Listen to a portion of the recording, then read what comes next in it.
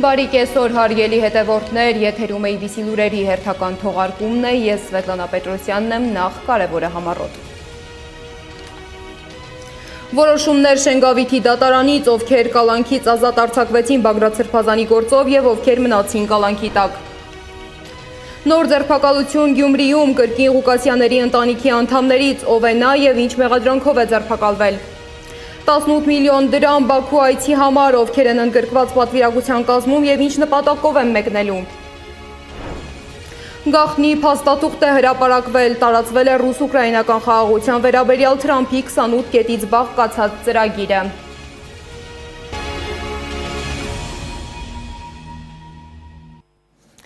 Եվ այսպես Իրանի նախագահ Մասուդ Փեզեշքյանը հայտարարել է, որ պետության մայրաքաղաքը պետք է տեղափոխվի Թեհրանից գերբնակեցման եւ ջրի սակավության պատճառով։ Նրա խոսքով քաղաքում արդեն պայքարում են ռեսուրսների համար, իսկ Թեհրանի ենթակառուցվածքը չի կարողանում հաղթահարել ծանրաբեռնվածությունը։ Նա նաեւ ընդգծել է, որ տեղափոխման բյուջեն բացակայում է, բայց իշխանությունը մայրաքաղաքի տեղափոխումը համարում է համազգային ջրային ճգնաժամից միակ ելքը։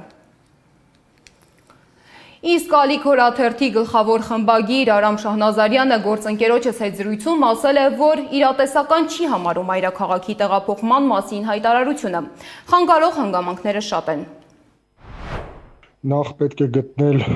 մի քաղաք, որը թե աշխարհագրականորեն, թե ռազմավարական առումով, թե մանավանդ քաղաքական առումով հարմար լինի որպես մայրաքաղաք, հսկայական բյուջե կուզի այս տեղափոխումը եւ մի ուրիշ խնդիր որ կա, դա այն է, որ հիմա ոչ տնտեսությունը, Իրանի տնտեսության հսկայական մի մասը, արդյունաբերությունը, այսպես վարչական հիմնարկները, ձեռնարկները բոլորը կենտրոնացած են Թեհրան։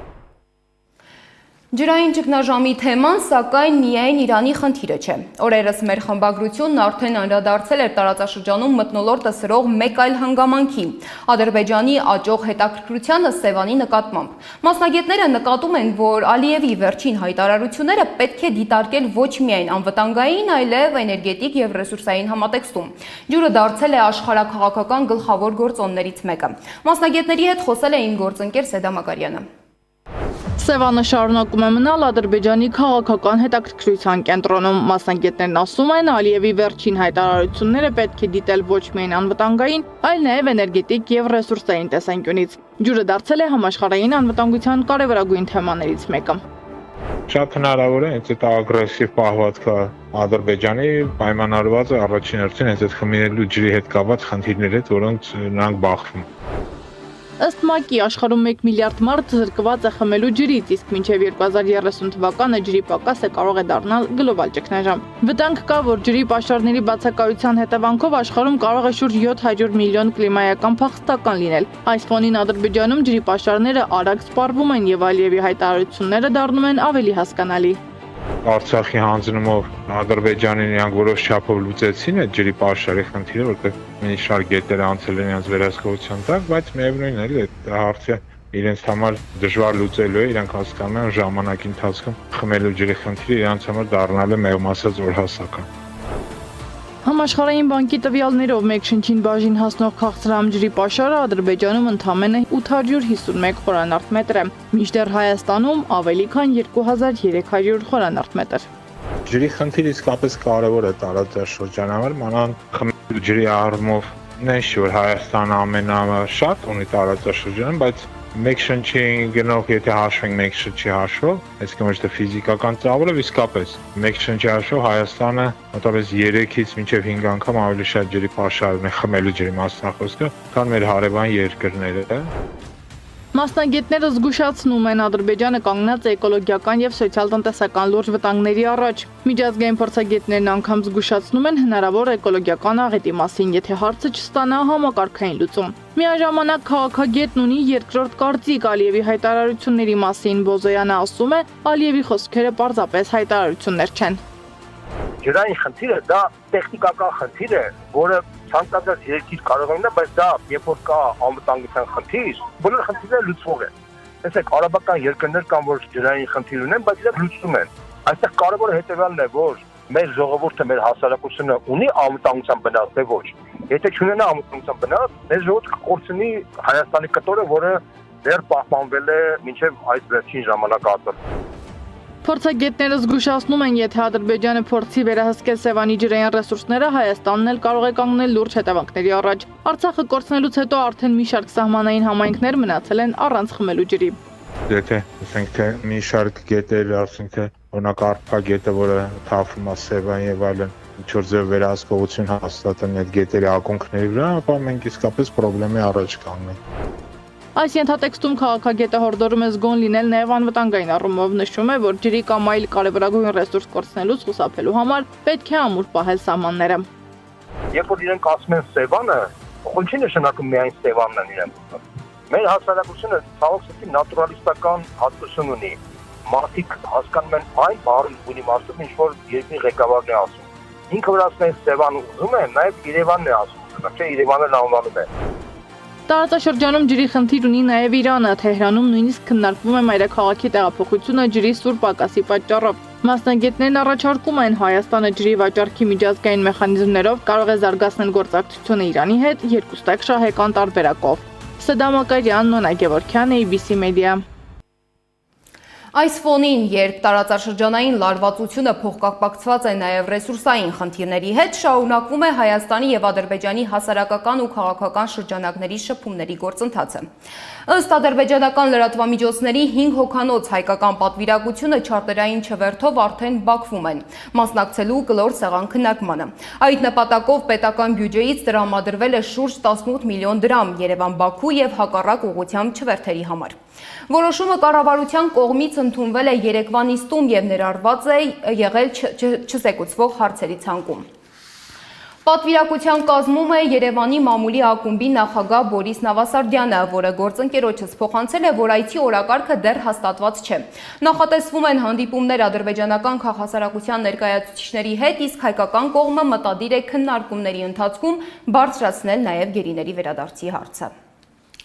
Իսկ Նիկոլ Փաշինյանը Աստանայում է։ Նա այս պահին հանդիպում է Ղազախստանի նախագահ Կասիմ-Ժոմարտ Տոկաևի հետ։ Օրակարգում երկու երկրների միջև տնտեսական, քաղաքական եւ այլ ոլորտներում համագործակցության խորացման առնչվող հարցերն են, նաեւ տարածաշրջանային հարցերում փոխգործակցության զարգացումը։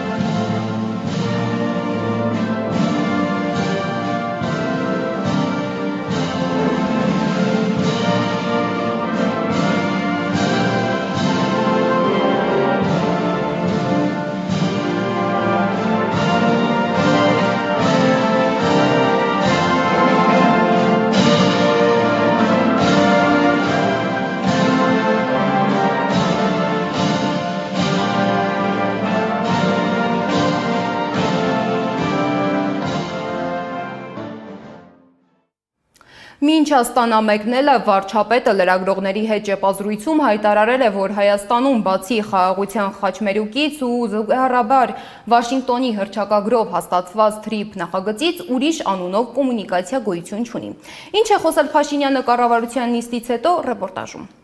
Կառավարության հերթական նիստ ու հերթական բացահայտումներ։ Մինչ տարբեր մարզերից հնչում են ահազանգեր, թե մի քանի տասնյակ դպրոցներ են փակվում, Նիկոլ Փաշինյանը նիստում հայտարարեց, որ այս պահին ավելի քան 300 դպրոց են օրոքվում կամ կառուցվում։ Մանկապարտեզ դպրոց պետք է լինի հասանելի հանրապետության բոլոր երեխաների համար։ Եվ մենք անխուսափելիորեն այս տրամաբանության մեջ բախվում ենք իրավիճակների, որտեղ կան բնակավայրեր, որտեղ նույնիսկ կրթահամալիրի տրամաբանությամբ կամ դպրոցի տրամաբանությամբ այս պահին բավարար չափով երեխեք չկան։ Հիմա քաղաքական ընտրություն պետք է կատարենք։ Եվ մեր ընկալումն է նա, որ այդ գյուղում բավարար թվով երեխաներ չկան, նաև այն պատճառով, որ այդ գյուղը ճանապարհ չունի, որ այդ գյուղը դպրոց չունի, որ այդ գյուղը մանկապարտեզ չունի։ Օրակարգում ընդգրկված էր 39 հարց, 35-ը չզեկուցվող։ Չզեկուցվող հարցերը վերաբերում էին բնակելի տարածքներ նվիրելուն, որպես նվիրատվություն գույք ընդունելուն, անշարժ գույք հետ վերցնելուն, անշարժ գույքը անհատույց օգտագործման իրավունքով ամրացնելուն, նաև պետական բյուջեի վերաբաշխմանը։ Կառավարության նիստի ավարտից հետո արդեն ավանդույթի համաձայն Փաշինյանը պատասխանեց լրագրողների հարցերին։ Նախկին ներկա եզրույթը ըստ Փաշինյանի հոգնեցրել է մարդկանց։ Էլ չեմ ասում, որ այդ խոսակցությունները ցավոք հաճախ դուրս են գալիս քաղաքական բարեկրթության տրամաբանությունից եւ մենք նաեւ կուսակցության ֆորմատով ենք քննարկում ունենում, որ մենք պետք է այնուամենայնիվ արդեն դուրս գանք այս տրամաբանությունից եւ քաղաքական կյանքի նորմալ կանոններ պետք է հաստատվեն Հայաստանի Հանրապետությունում, որտեղ հայհոյախոսությունը ընդհանրապես տեղ չունի, առավել եւս քաղաքական քննարկումների բովանդակության մեջ։ Հիմա դուք կասեք, որ ես էլ եմ այդ գործով զբաղվել, ճիշտ կասեք, դրա համար էլ ես Կիրակի օրերը գնում եմ եւ խորանի առաջ ծնկի եմ գալիս եւ իմ մեղքերի համար թողություն եմ խնդրում։ Ճեպազրույցի ընթացքում լրագրողները փորձեցին պարզել, թե ինչ նկատի ուներ վարչապետը, երբ վաղաշաբաթի ընտրության արդյունքը նոր լիցք է որակել եկեղեցու դեմ արշավը շարունակելու համար։ Ցանկացած քաղաքական տենց իրադարձություն լիցք է տալիս հենց վաղաշաբաթում նույնպես, Էջմիածնում նույնպես։ Ասենք հենց ինչ որ գրել է այդ նկատի ունեի։ Հա ինչ վերաբերվում է մայրաթոռ ազատագրելու գործընթացին, գիտեք շատ տարբեր մեկնաբանություններ կան դրա հետ կապված, բայց այս դեպքն էլ է նա, որ էլի նոր կտակարանի ձևակերպումը շատ պատեհ է, որ ես հաճախ եմ օգտագործում, պիտի նայեք եւ պիտի չտեսնեք, մայրաթոռի ազատագրման գործընթացը սկսել է, ընթանում է եւ անխուսափելիորեն հասնելու է տեղ։ Արտաքին քաղաքական հարցերին անդրադառնալիս Փաշինյանը պատասխանեց Ադրբեջանից եւ Թուրքիայից հնչող հայտարարություններին, մասնավորապես Հական Ֆիդանի մեկնաբանությանը, որտեղ վերջինս կրկին խոսում է այսպես կոչված Զանգեզուրի միջանցքի մասին։ Փաշինյանն ընդգծում է, Հայաստանում բացի իր ասածից այլ անունով կոմունիկացիա չի լինելու։ Հայաստանում կա խաղաղության խաչմերուկ եւ զուգահեռաբար նաեւ Վաշինգտոնի հռչակագրի ստորագրված արդյունքում կա Trip-Root նախագիծը։ Մնացած ցանկացած այլ տերմինաբանություն վերաբերելի չէ Հայաստանի Հանրապետությանը։ Մենք այդ ենք ասում։ Եվ վերջում նա կրկին մեջբերում է անում Աստվածաշնչից, խոսելով մեղքերի մասին նա պնդել է, ինքն ավելի մեղավոր է, քան մյուսները, ինչպես ինքն է ասում, պայմանավորված իր կարգավիճակով։ Անի Աբաղյան, Սեդա Մակարյան, Գեգամ Ղազարյան, ABC Media։ Ռուսաստանի դիրքորոշումը հայ-ադրբեջանական հարաբերությունների կարգավորման հարցում բաց է եւ հետեւողական, հայտարարել է Ռուսաստանի արտաքին գործերի նախարարության պաշտոնական ներկայացուցիչ Մարիա Զախարովան։ Նրա խոսքով Ռուսաստանի ջանքերն ուղղված են տարածաշրջանում կայուն խաղաղություն եւ բարգավաճում հաստատելուն։ Վլադիմիր Պուտինի ջանքերի շնորհիվ հնարավոր եղավ դադարեցնել Արցախում արյունահեղությունը 2020 եւ 23 թվականներին, համոզված է Զախարովան։ Իսկ երբ հերթը հասնում է Բաքվում ապօրինաբար պահվող մեր հայրենակիցների վերադարձի հարցին, բոլոր ջանքերը հոտս են ցնդում կամ դառնում անարդյունավետ։ Բաքվի ռազմական դատարանը շարունակում է քննել Արցախի նախկին պետնախարար գործարար Ռուբեն Վարդանյանի կեղծ գործը։ Երեկվա նիստում ցուցմունքներ են տվել իբր տուժածներ, նրանցից մի քանիսը հայտնել են, թե վնասվածքներ են ստացել հայկական զինված ուժերի գործողությունների պատճառով։ Կեղծ գործի հաջորդ նիստը կկայանա այսօր։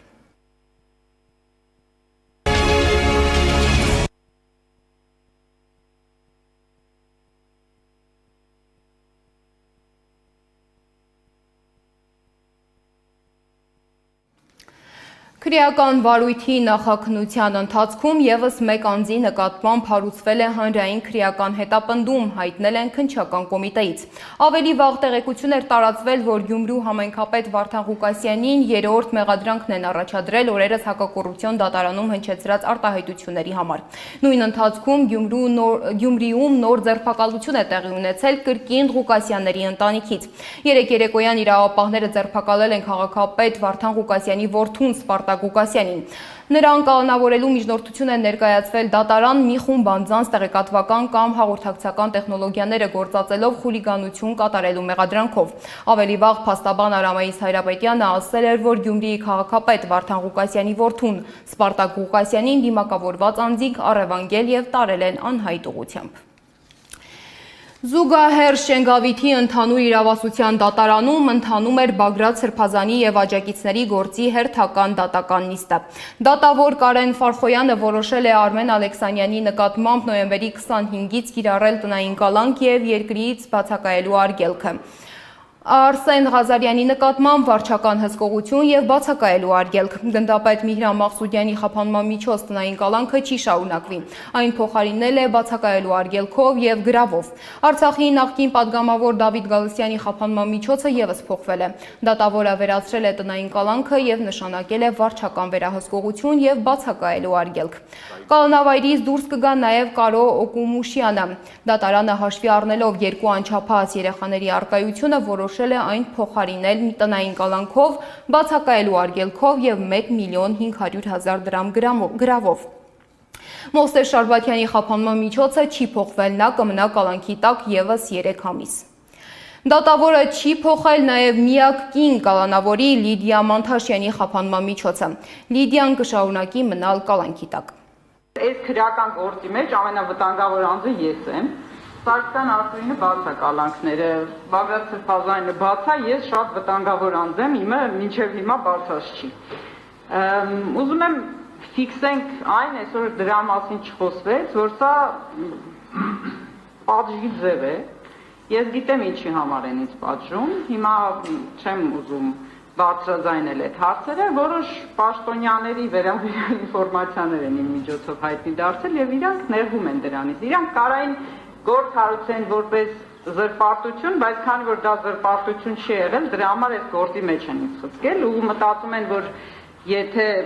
մեղադրական եզրակացության մեջ գրեցին, որ Լիդիան Բագրատ Սրբազանի օգնականն է, ասենց Լիդիան դարձավ Բագրատ Սրբազանի օգնական, չնայած իմ համար մեծ պատիվ է, որ ես լինեմ Բագրատ Սրբազանի օգնականը։ Ես այս ամբողջ պայքարի ընթացքում լրատվությամբ եմ զբաղվել, դա հայտնի փաստ է, գիտեն եւ այն պաշտոնյաներ, ովքեր այս գործը հիմա որ այդ բառը ասեմ, կասեմ ոչ շատ բառ է օգտագործում, բայց այս գործը կարել են, կոպիտ ասած, իրենք էլ գիտեն եւ բոլորը գիտեն, այս դալիճում արկա մարդիկ էլ գիտեն, որ Լիդիան զբաղվել է լրատվությամբ եւ ոչ թե այլ բանով։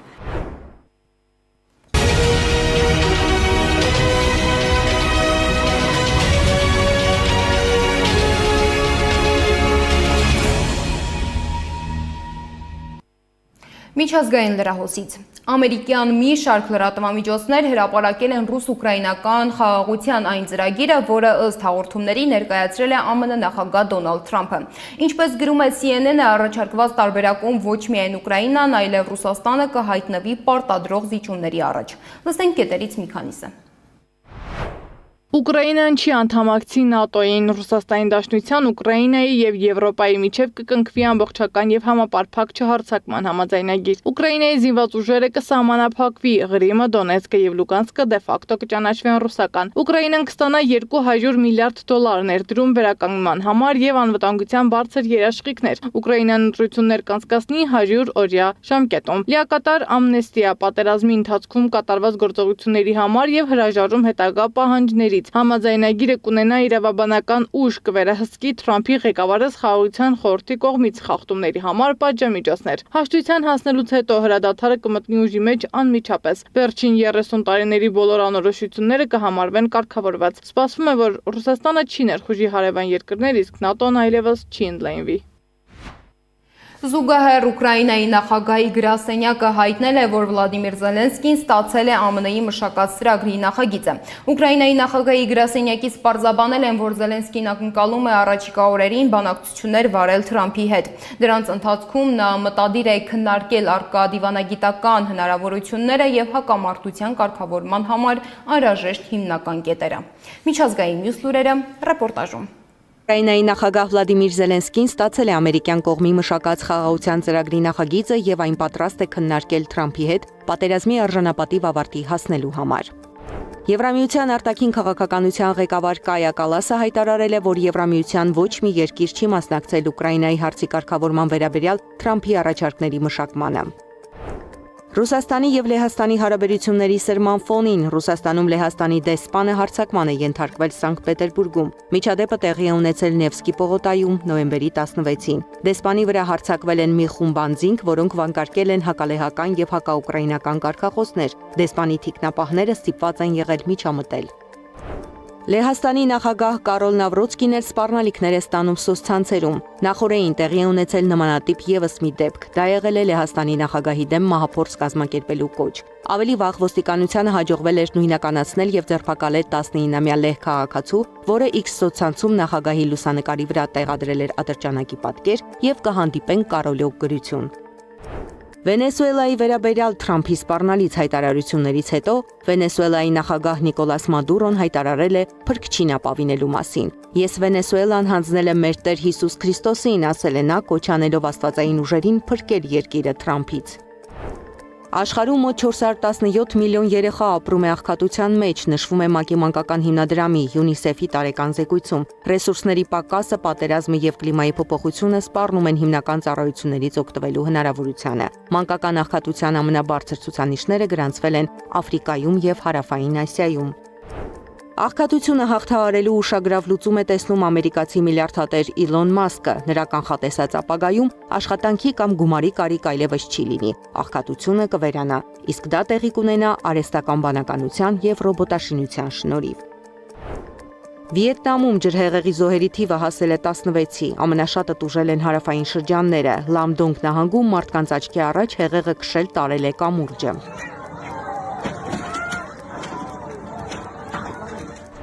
Ամերիկացի Պետեր Զալցմանը վինգսյութով թևավոր կոստյումով թռիչք է իրականացրել Կանարյան կղզիների El Hierro կղզու վրայով։ Նոր մշակված թևի շնորհիվ նա կարողացել է մեծ բարձրություն հավաքել, ինչը մինչ այս չէր արվել։ Զարա Սարգսյան, Նոնա Գևորգյան, ABC Media։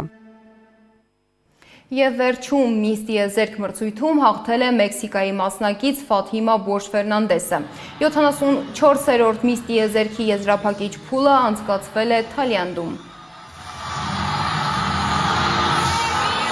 Ganó México. Se ha ganado.